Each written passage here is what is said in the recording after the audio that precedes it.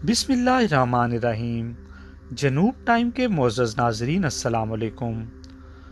दोस्तों, आज की इस वीडियो में मैं आपको बताने वाला हूँ कि अर्तुगरुल सीरीज़ में नाइट्स टेम्पलर जो आपको नज़र आते हैं, ये कौन लोग हैं और इनकी तारीख क्या है। दोस्तों, अर्तुगरुल सीरीज़ में और कर्लिस ऑफ उस्मान में जो सलीबी दिखाए जा रहे हैं, जैसा कि उस्ताद आज़म ताइपोश, करगनाइस थॉमस, दारागूस, सूफिया और शैतान हाइनिज, ये सब नाइट्स टेम्पलर ही हैं। इनको नाइट्स टेम्पलर्स क्यों कहा जाता है, ये मैं आपको बताऊंगा। दोस्तों, नाइट्स टेम्पलर शैतानी तंजीम फ्री मेसन की इब्तदा है।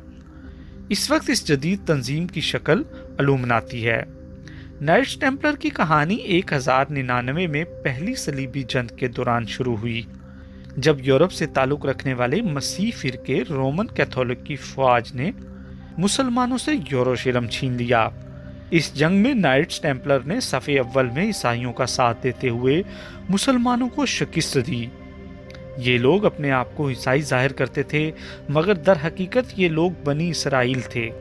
ये वही लोग थे जिन्होंने झूठ और फरेब के जरिए से मुसलमानों और ईसाइयों को लड़वाया था।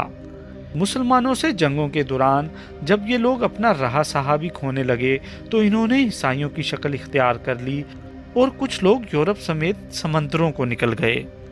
इनका मकसद था कि ये ईसाइयों के साथ मिलकर मुसलमानों से जंग करें और जब जंग जीत जाएं तो अपने मकासद जाहिर कर दें और वसाइल पर कब्जा कर लें।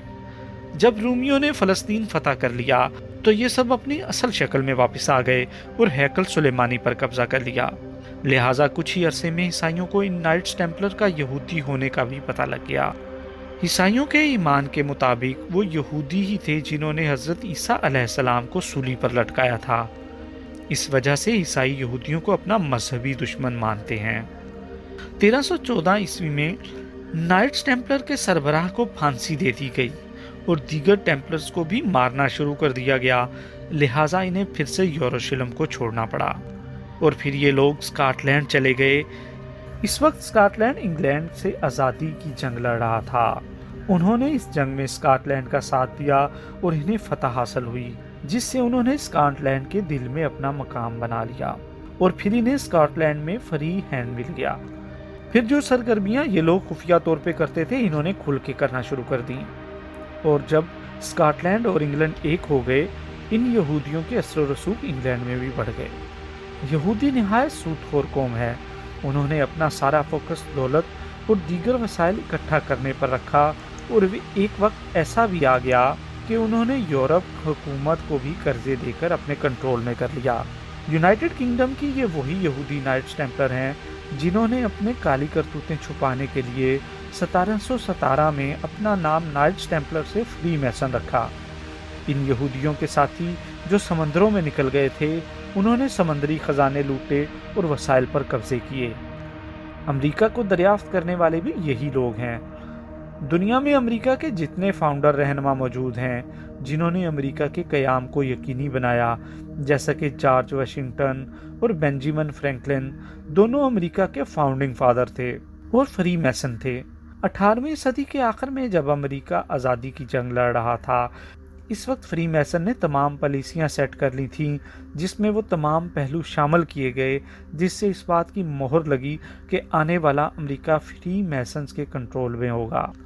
लिहाजा 19वीं सदी में जब ये लोग पूरी कोशिश करते रहे कि ऐसा मुआशी निज़ाम अमेरिका में लाएं जिससे वो अमेरिकी माशियत को कंट्रोल कर लें, और जिस किसी भी अमेरिकी सदर ने इस मुआशी निज़ाम को रोकने की कोशिश की, इसे कत्ल कर दिया गया।